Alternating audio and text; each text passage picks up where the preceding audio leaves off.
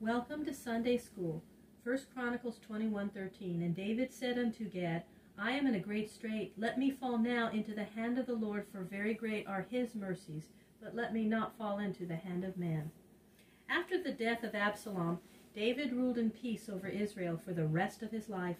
His kingdom stretched from the river Euphrates to the border of Egypt, and from the great sea on the west to the great desert on the east. But again David did that which was very displeasing to God. He gave orders to Joab, who was the commander of his army, to send officers throughout all the tribes of Israel, and to count all the men who could go forth to battle. It may be that David's purpose was to gather a great army for some new war. Even Joab the general knew that it was not right to do this, and he said to David, May the Lord God make his people 100 times as great as they are. But are they not all the servants of my lord the king? Why does the king command this to be done? Surely it will bring sin upon the king and upon the people. But David was firm in his purpose, and Joab obeyed him, but not willingly. He sent men through all the 12 tribes to take the number of those in every city and town who were fit for war.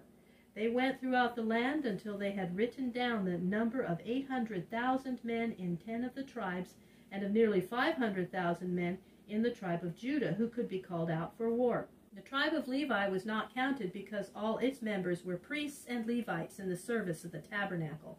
And Benjamin, on the border of which stood the city of Jerusalem, was not counted because the numbering was never finished.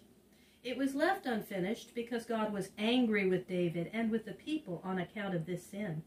David saw that he had done wickedly in ordering the count of the people. He prayed to the Lord and said, O Lord, I have sinned greatly in doing this. Now, O Lord, forgive this sin, for I have done very foolishly. Then the Lord sent to David a prophet, a man who heard God's voice and spoke as God's messenger. His name was Gad.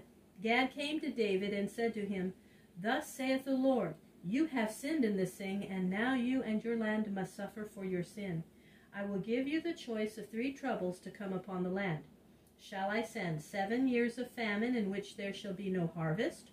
Or shall your enemies overcome you and win victories over you for 3 months? Or shall there be 3 days when pestilence shall fall upon the land and the people shall die everywhere? And David said to the prophet Gad, This is a hard choice of evils to come upon the land, but let me fall into the hand of the Lord and not into the hands of men, for God's mercies are great and many.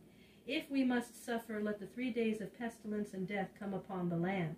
And the Lord's angel of death passed through the land, and in 3 days 70,000 men died. And when the angel of the Lord stretched out his hand over the city of Jerusalem, the Lord had pity upon the people, and he said, It is enough.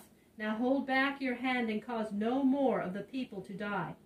Then the Lord opened David's eyes, and he saw the angel standing on Mount Moriah with a drawn sword in his hand held out toward the city. Then David prayed to the Lord, and he said, O Lord, I alone have sinned and have done this wickedness before thee. These people are like sheep, they have done nothing. Lord, let thy hand fall on me and not on these poor people. Then the Lord sent the prophet Gad to David, and Gad said to him, Go and build an altar to the Lord upon the place where the angel was standing. Then David and the men of his court went out from Mount Zion, where the city was standing, and walked up the side of Mount Moriah. They found the man who owned the rock on the top of the mountain threshing wheat upon it with his sons. For the smooth rock was used as a threshing floor upon which oxen walked over the heads of grain, beating out kernels with their feet. This man was not an Israelite, but a foreigner of the race that had lived on those mountains before the Israelites came. His name was Araunah. When Araunah saw David and his nobles coming toward him, he bowed down with his face toward the ground and said, For what purpose does my lord the king come to his servant? I have come, said David, to buy your threshing floor, and to build upon it an altar to the Lord, that I may pray to God, and to stop the plague which is destroying my people. And Araunah said to David, Let my lord the king take it freely as a gift, with it these oxen for a burnt offering, and the threshing tools, and the yokes of oxen for the wood on the altar. All this, O king, Araunah gives to the king. No, said King David, I cannot take it as a gift, but I will pay you the price for it. For I will not make an offering to the Lord my God of that which costs me nothing. So David gave Araunah the full price for the land, and for the oxen, and for the wood. And there on the rock he built an altar to the Lord God, and on it he offered burnt offerings and peace offerings. The Lord heard David's prayer and took away the plague from the land. And on that rock afterward stood the altar of the temple of the Lord on Mount Moriah. The rock is standing even to this day, and over it is a building called the Dome of the Rock. Those who visit the place can see the spot where David built his altar.